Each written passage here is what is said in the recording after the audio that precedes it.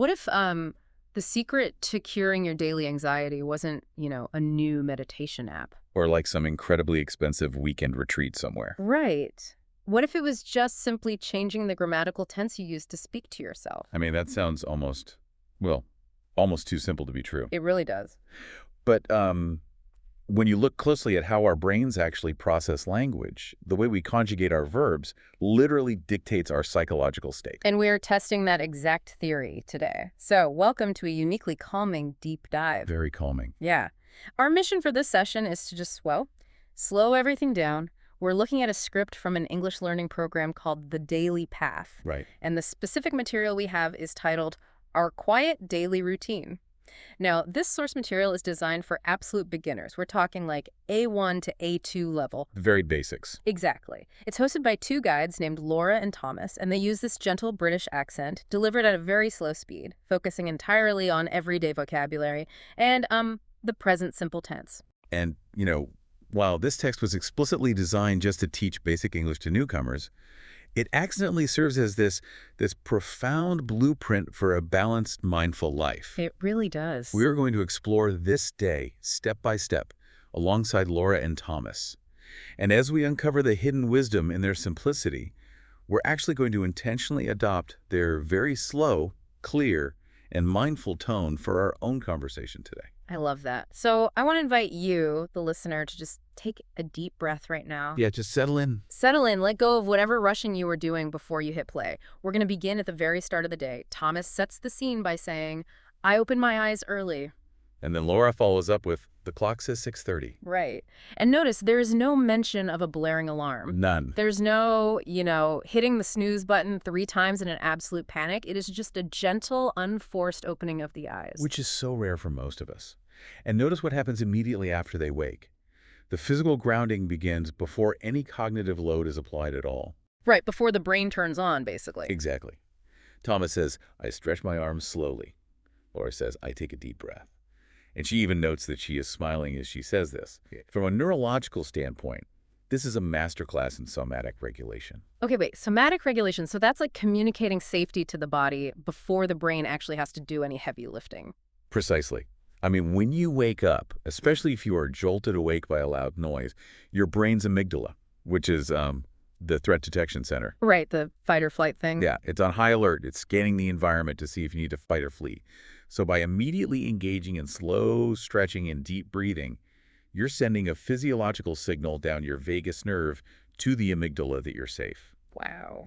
It literally lowers your baseline cortisol before your mind is asked to do any complex work, like, learning a new language or checking a crowded email inbox. Which flows so seamlessly into the sensory details they focus on next. I mean, Thomas says, I washed with cold water.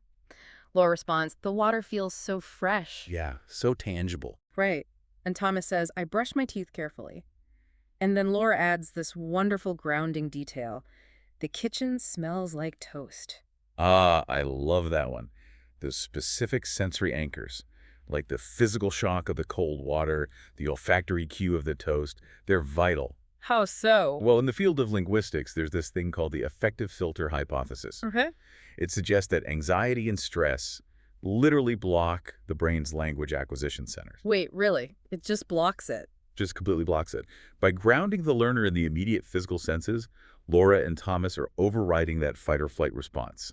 They're freeing up the cognitive bandwidth needed to actually absorb new words. That is fascinating. I want to introduce a metaphor here, actually, because this whole concept of grammatical mindfulness is just so interesting to me. Go for it. Think of your brain like computer RAM.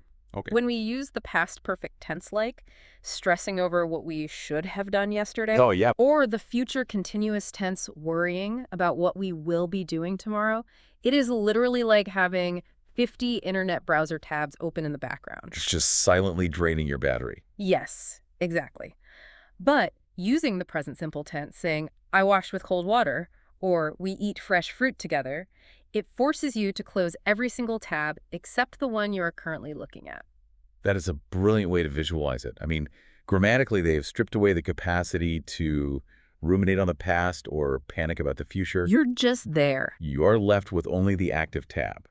When Thomas says, we eat fresh fruit together, and Laura says, I hear birds singing outside, they're describing a state of complete neural presence. There's no anxiety about the tasks ahead. No, there's only the fruit, the birds, and the morning. But, holding on to that morning mindfulness is somewhat easy when you are just alone in your safe, warm kitchen. True. The real test of this whole philosophy is what happens when Laura and Thomas step out the front door and face the friction of the outside world. Right, the dreaded commute. Exactly. I want you to think about your own morning commute. Why do we so often view that transition as a stressful, chaotic rush? I mean, it usually involves a mad dash for the keys, a race against the traffic lights, a frantic scrolling of emails on the train. Well, we view the commute as an obstacle, right? It's just dead time. Yeah, just something in the way. A frustrating hurdle between where we are and where society demands we need to be. Our modern instinct is to compress that time as much as possible, which inevitably leads to physical and mental rushing. But look at how this script frames that exact same transition. It's entirely a quiet, preparatory journey. Let's just examine the mechanics of how they leave the house. Let's do it. Thomas says, I pack my canvas bag. Laura says, I put in my notebook. Thomas deliberately grabs his water bottle. Laura notes, we wear warm, comfortable clothes. Warm, comfortable clothes. Yeah. There's just a deep intentionality there. Yeah. They're preparing their bodies for the elements with care. They're treating the transition itself as something worthy of attention, not something to simply suffer through. Right. And then they step out the door. Laura says, we walk to the bus. Thomas notes, the morning air is quiet. They're walking. They are not running. Not at all. And while they walk, Laura says, I listen to English stories. This isn't, frantic flashcard cramming. It is passive, gentle absorption. Yeah. Which brings us to a standout quote from Thomas during this commute. He smiles and says, small steps bring big progress. So are you suggesting that by walking slowly to the bus, they're essentially avoiding the biological cortisol spike that usually ruins the rest of our day? I am. Honestly, the biology of rushing is incredibly destructive to our daily focus. Really? Just the physical act of rushing? Absolutely. When we sprint out the door in a panic, we trigger a cascade of adrenaline and cortisol. We arrive at our destination already depleted, operating from a state of deficit. So you're exhausted before you even start. Exactly. But by embracing a steady, unhurried pace, packing the bag carefully, feeling the quiet morning air, you create a completely different biological baseline. It's like a philosophy of momentum. A philosophy of sustainable momentum. In the literal context of the script, Thomas is talking about language acquisition, right? All right. You can't learn a language overnight. You learn it word by word. But applied to the physical act of commuting, those small, deliberate steps build a quiet energy reserve.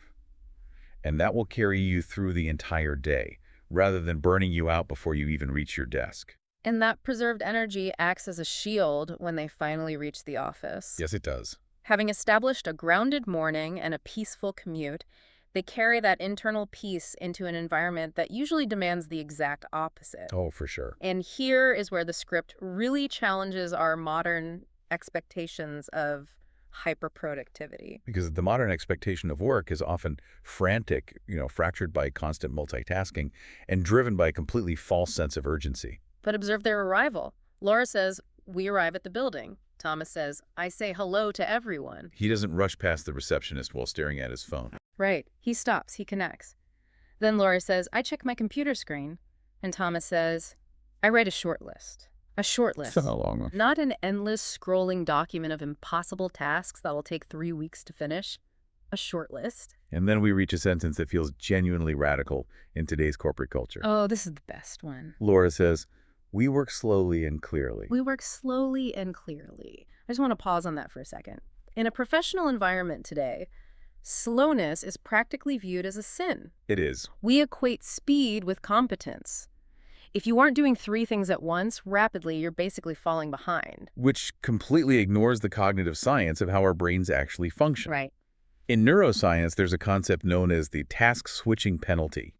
Every time you shift your attention from one fast-paced task to another, from an email to a spreadsheet to a Slack message, your brain leaves a residue of attention on the previous task. So you're never fully focused on the new thing. Never. Multitasking destroys clarity. This A1, A2 script suggests something profound, that clarity and slowness are paired virtues. Wow. You cannot have true clarity if you're moving too fast. Working slowly is the prerequisite for working clearly. That is just a complete redefinition of what good work looks like. And their approach to rest and self-improvement is just as deliberate. Yeah. Thomas says, we take a tea break. Laura says, I eat a sweet biscuit. And then Thomas says, I practice 5 new words. Just 5 words. Just 5. This is perhaps my favorite insight from the entire text. Practicing just 5 new words is like microdosing self-improvement. I love that phrase, microdosing self-improvement. It is. It's the intellectual equivalent of the tea break and the sweet biscuit. It's a small, manageable treat rather than this heavy, overwhelming burden. Well, let's look at the neuroscience of that. Why does the brain respond better to 5 words than, say, 50? Yeah, why? It comes down to dopamine reward loops. If you tell yourself, I need to memorize 50 vocabulary words today, the amygdala perceives that massive cognitive load as a threat to its energy reserves. So it panics. It triggers cortisol, you feel dread, you procrastinate. Right, because the barrier to entry is just way too high. Exactly. But 5 words. Anyone can do 5 words. The brain does not perceive 5 words as a threat.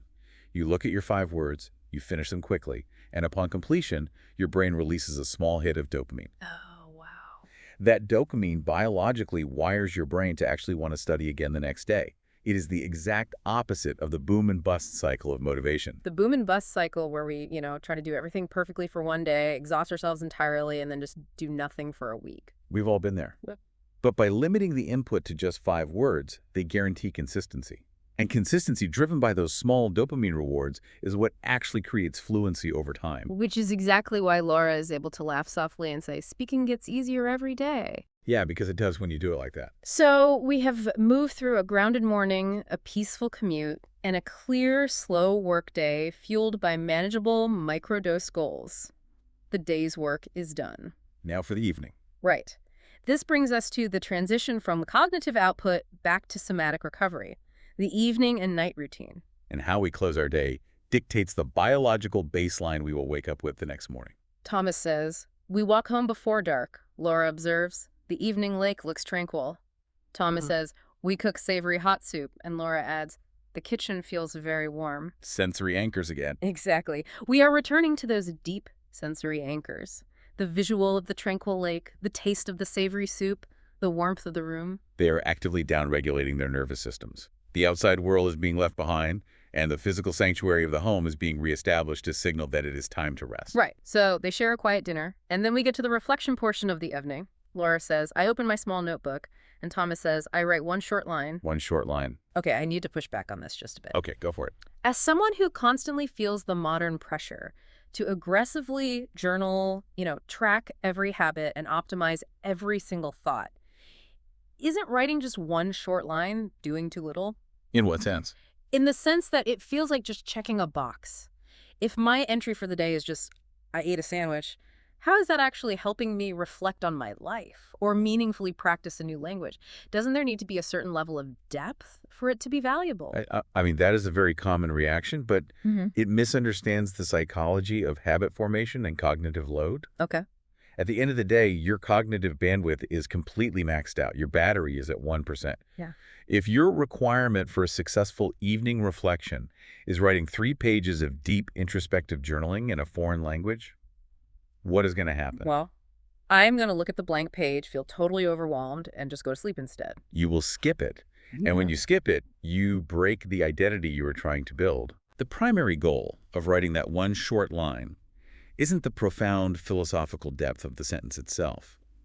The goal is becoming a person who practices English daily, or a person who reflects every night. That makes a lot of sense. By keeping the barrier incredibly low, you ensure that you will step over it, even on your absolute most exhausted days. So it's about cementing the habit loop without draining that very last 1% of your battery. It cements the day without adding pressure. You synthesize your entire experience into one simple thought in the present simple tense.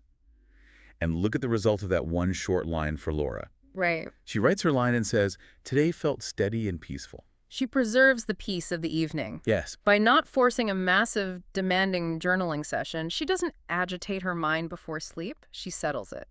The loop of the day is gently closed, leaving them rested and ready to open their eyes early the next morning without an alarm clock. Which brings us nicely to the gentle encouragement Laura and Thomas offer the listener at the very end of the script. Yes, the outro. Thomas says, You practiced very well today. And Laura gives this wonderful piece of advice. Do not fear small mistakes. Mistakes help your voice grow, Thomas adds. And Laura finishes with, be patient with your journey. And, while this is explicitly a breakdown of an English learning script, this underlying message is a universal reminder for all of us. It really is. Whether you're learning a new language, starting a demanding new job, trying to be more patient with your family, or just trying to navigate the overwhelming, frantic pace of modern life, you have to be patient with yourself. Because we are all beginners at something. Yeah. Perfectionism is a trap. When we fear mistakes, when we rush to be perfect immediately, we ironically lose our capacity to learn. We lose our voice. You get so tense. Exactly. But if we allow for small mistakes, if we embrace the slow, clear work and the micro-dosed improvements, our voice actually grows stronger. Show up again with us, Thomas says, and Laura finishes with a warm smile. Have a beautiful night, friends. It's so lovely. It makes you realize how rarely we speak to ourselves with that level of gentle encouragement. We usually use the most complex, demanding internal dialogue possible. Always. We tell ourselves we should have done more, we need to move faster, but Laura and Thomas invite us to strip all of that away. We all spend way too much time in that noisy, crowded city of a mind we talked about at the beginning. But the beauty of the present simple tense is that it is always available to you. It's always right there. It is a quiet side street you can turn down at any moment. You can always pause, take a deep breath, and just state what is happening right now in the simplest terms possible. So what does this all mean for you tomorrow morning? I want to leave you with a final, lingering question to ponder as you go about your day. Think about everything you did today. The rushing, the emails, the complex conversations, the stress. If you had to describe your own day-to-day using only the absolute beginner present simple tense, stripping away all the complex jargon, all the anxiety about tomorrow, all the regret about yesterday, what would it look like? That's a great question. Would your simple sentences reveal a foundation of quiet peace, like Laura and Thomas? Or would stripping away the noise expose just how needlessly complicated your routine has become? It is something to think about. It really is. Take a deep breath. Walk slowly, and remember that small steps bring big progress.